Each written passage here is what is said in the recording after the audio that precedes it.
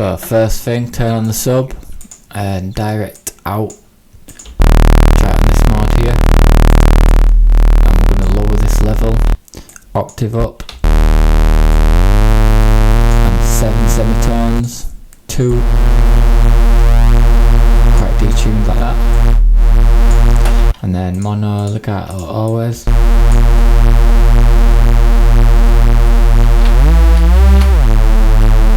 And then we're going to click distort, we're going to go asim.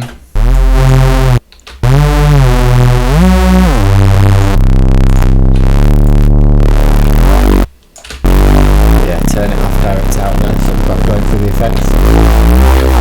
And then we'll go for a sine wave, we're going to FM it. Up the octaves.